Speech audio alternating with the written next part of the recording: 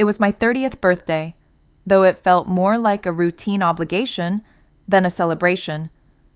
I hadn't planned anything myself. My sister had offered to host a dinner at my parents' house.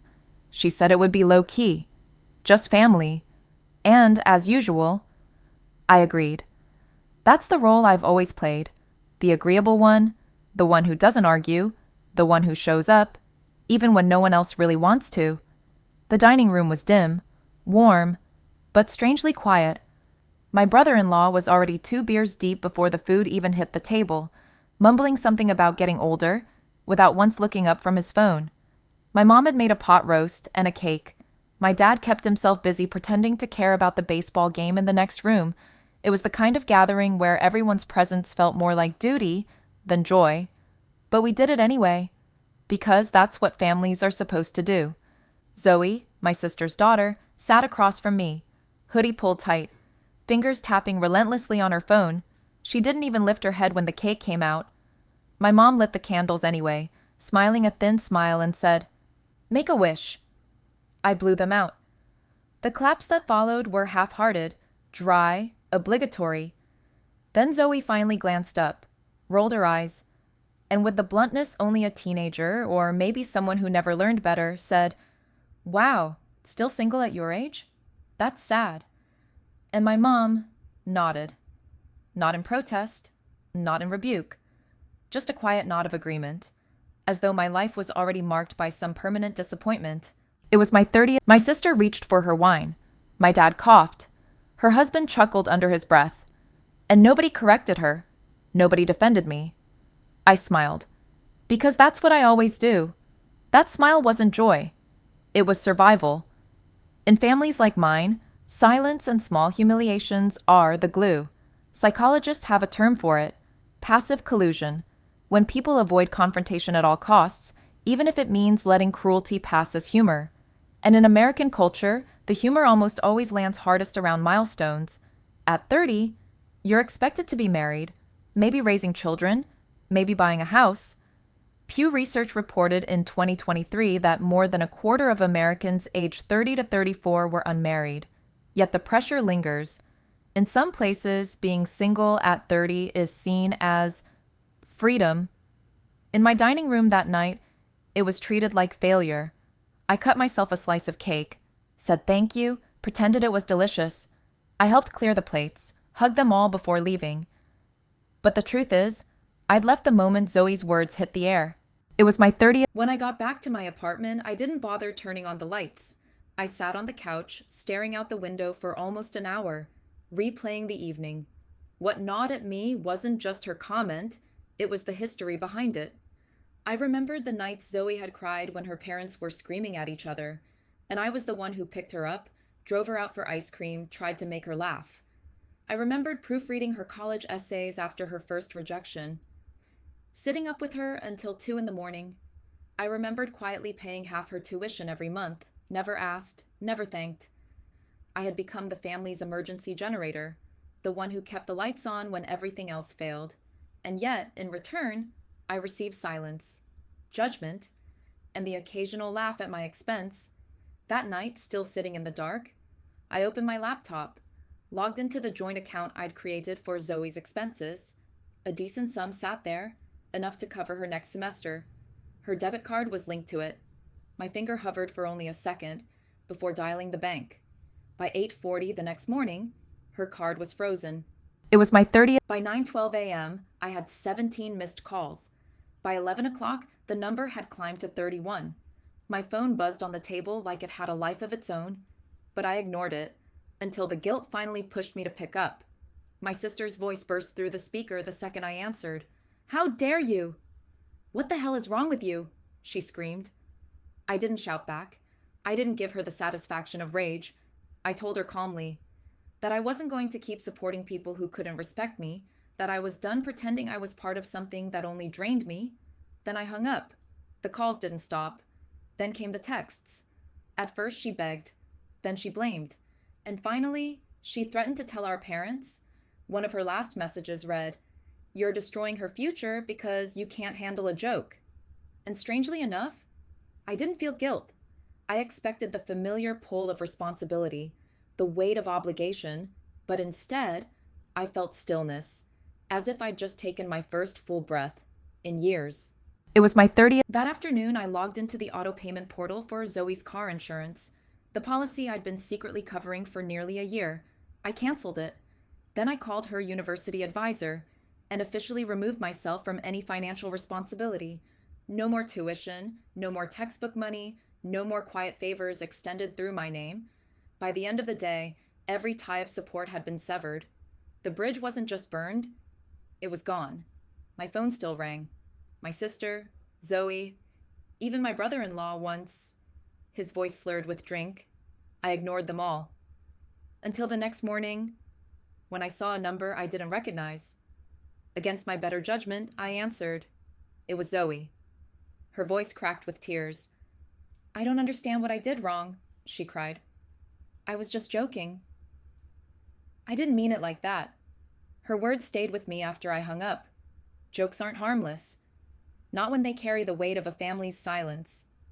Psychologists call it ridicule, a way of enforcing unspoken rules. Families keep order not by confronting problems directly, but by allowing cutting remarks to pass as humor. Zoe had learned it was safe to mock me because no one ever corrected her. My mother's nod was her permission slip, and maybe she thought I would always endure it, because I always had.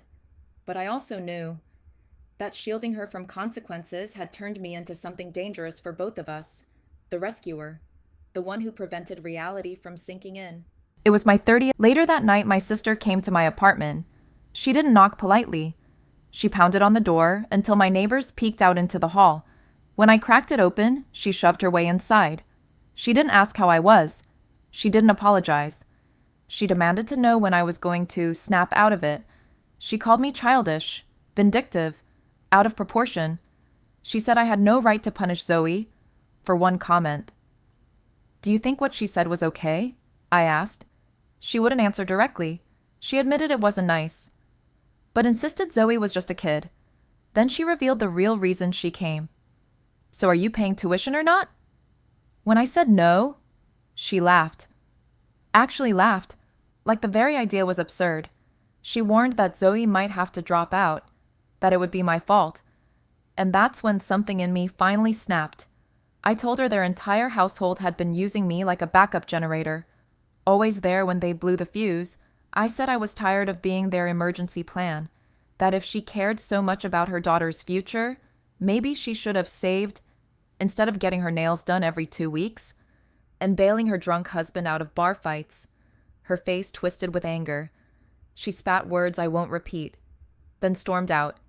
She slammed the door so hard the frame cracked. For a long moment I just stood there, staring at the fracture in the wood. It was small, but it felt symbolic. That crack was the truth. The structure had been damaged for years. I just never admitted it. I sat down with a glass of water, listening to the silence.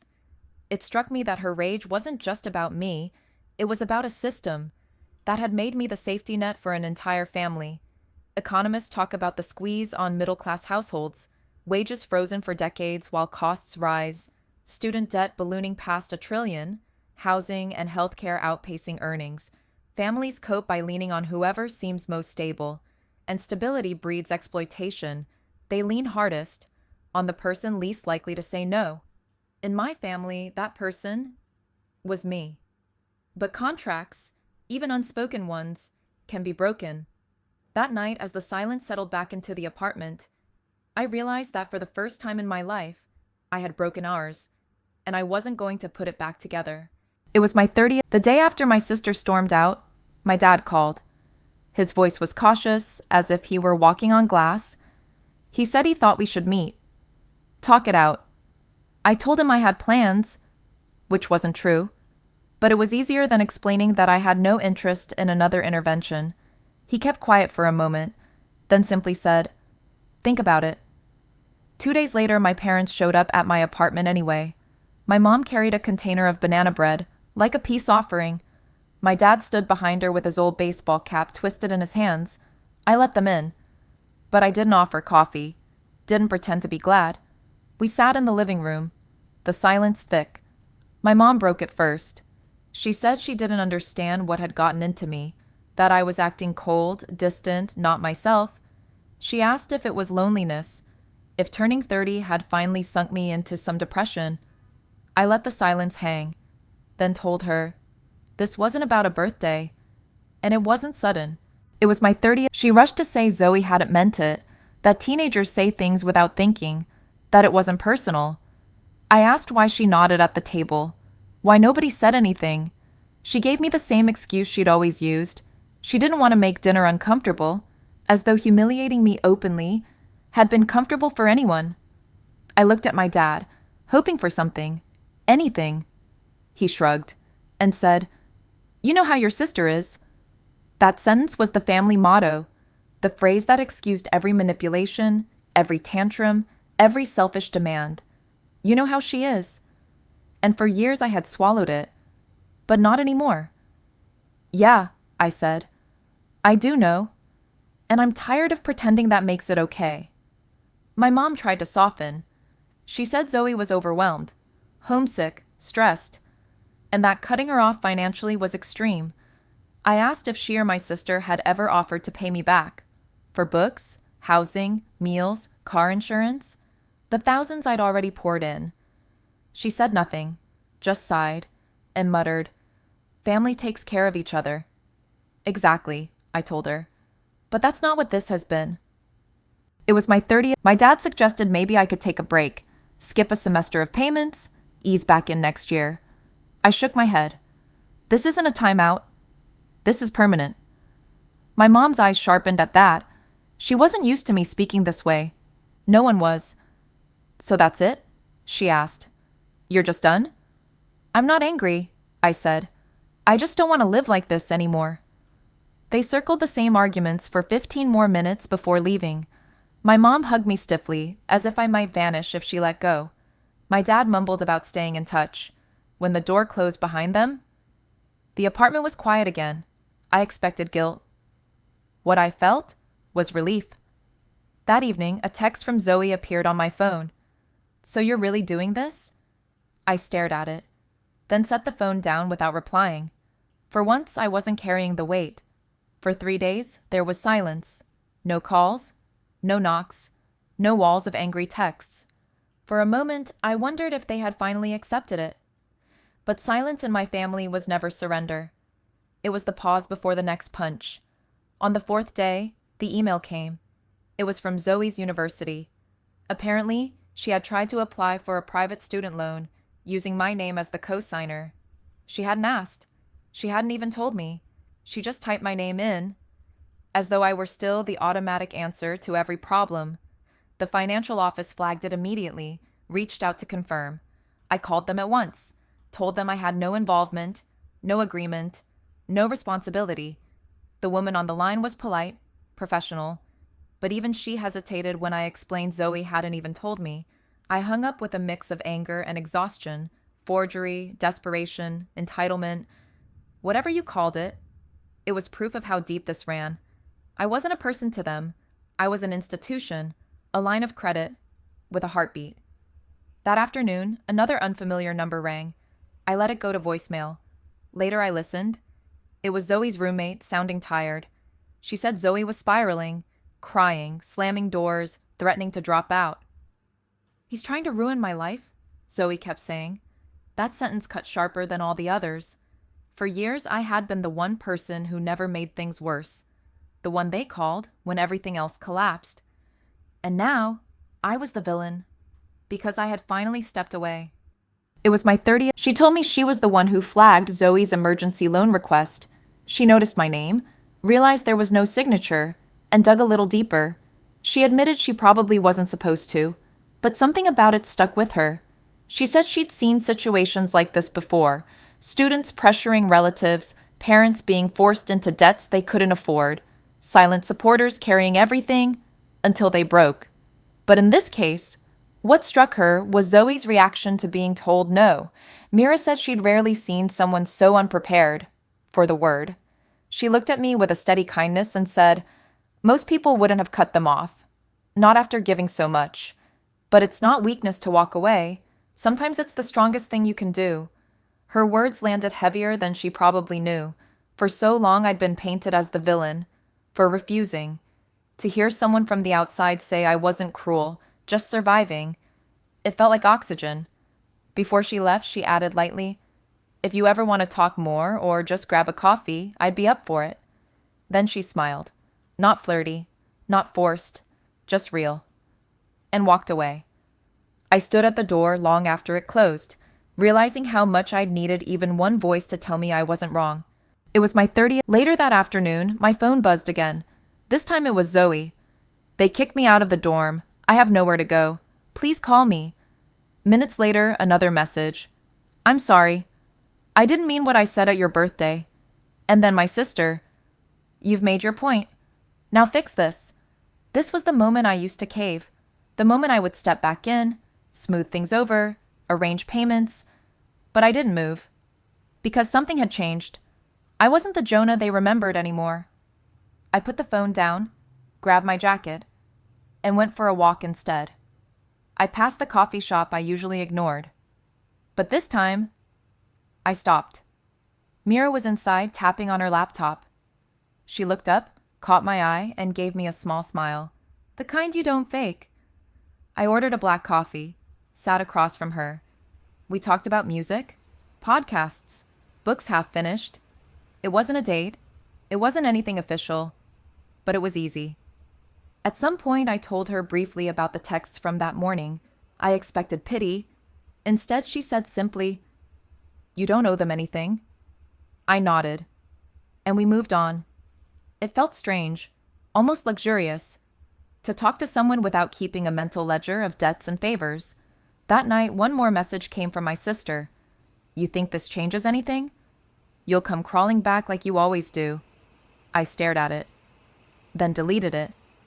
I didn't reply. And that was the last message I ever got from her. It was my 30th. In the weeks that followed, Zoe dropped out. My sister told anyone who would listen that it was my fault. My mom stayed quiet, probably too proud to admit anything. My dad began sending short, awkward texts, small attempts at connection.